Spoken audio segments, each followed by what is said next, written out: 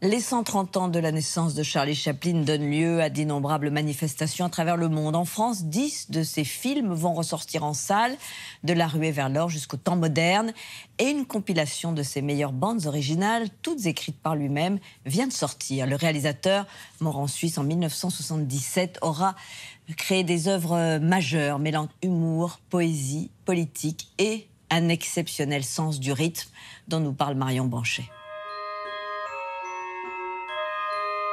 Icône du cinéma muet, 52 ans après sa mort, Charlie Chaplin et son Charlot restent l'homme le plus connu du monde. En 65 ans de carrière, cet entrepreneur touche-à-tout a joué, réalisé, scénarisé et produit plus de 80 films. Il en a aussi composé la musique, car ce que l'on oublie parfois, c'est que le Britannique avait la mélodie et le rythme dans la peau. Ce qui lui valut en plus de 2 Oscars d'honneur, un 3e pour la musique de son film Les Feux de la Rampe.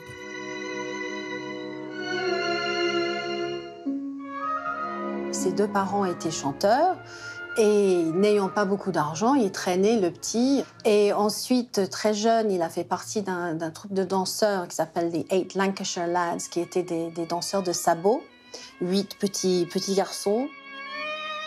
Avec ses premières paies, il s'achète un violon, puis un violoncelle qui ne le quitte plus. Dès qu'il a un moment, il s'entraîne en coulisses et espère un jour en tirer un revenu complémentaire. Just a minute.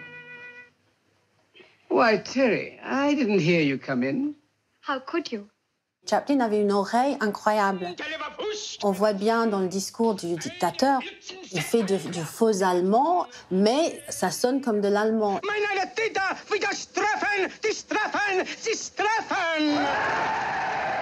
Comme il ne sait ni lire ni écrire la musique, il s'entoure d'arrangeurs professionnels qui transforment ses compositions instinctives en partitions après de nombreux allers-retours. Il n'a jamais été au conservatoire, il n'a jamais... Pour cause, lui, son école, c'est l'école de la rue. Alors c'est une musique qui vit, qui vibre au même rythme que son jeu, que sa manière de faire du cinéma. Quand il avait une scène en tête, il savait exactement ce qu'il voulait entendre pour accompagner la scène. Quand il disait « je veux que ce soit comme ça » et les musiciens de l'orchestre, lors de l'enregistrement, disaient « on ne peut pas jouer comme ça, ça ne se fait pas ». Et il disait « je m'en fiche, enfin, c'est ce que je veux, vous le faites ». Après, rétrospectivement, les musiciens ou le chef d'orchestre ou l'arrangeur disaient bah, « finalement, il avait raison, c'est incroyable, mais il avait raison ». Chaplin a le sens de la composition, mais aussi du rythme. Son jeu s'appuie sur une chorégraphie millimétrée, savant mélange d'humour et d'émotion. Cette rythmique, elle passait par son corps, elle passait par les accessoires. Charlot face à la machine, évidemment les temps modernes. Charlot face aux policiers. Il jouait avec les gens, avec les mouvements dans l'image, avec les cadres. Il est capable de contrôler son corps et de danser avec son corps d'une manière totalement différente des autres. Le grand danseur Nijinsky des ballets de l'opéra de Saint-Pétersbourg, il voit Chaplin, qui est évidemment très impressionné, en train de jouer. Et à la fin de la prise, Chaplin vient le voir et lui dit « Alors, qu'est-ce que vous en avez pensé ?» Et Nijinsky lui dit « Mais vous n'êtes pas un acteur, vous êtes un danseur !» Chaplin danse, compose, il ne lui manque plus que la parole. Pourtant, il faudra attendre presque 10 ans après l'arrivée du cinéma parlant pour entendre le son de sa voix.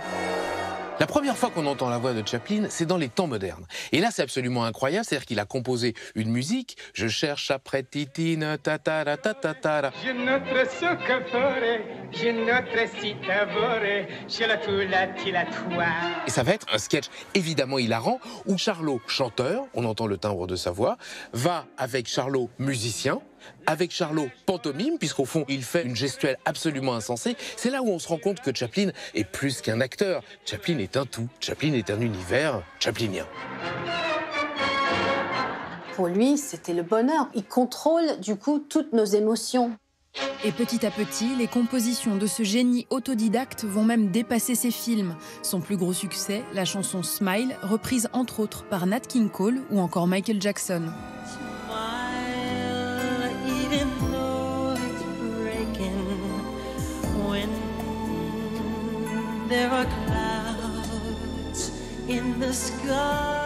Cette chanson et une scène d'anthologie resteront à la postérité en souvenir de ce Chaplin musicien. Avec l'épilogue des Lumières de la ville, il prouve au 7e art qu'il règne aussi en maître sur le mystère de nos émotions.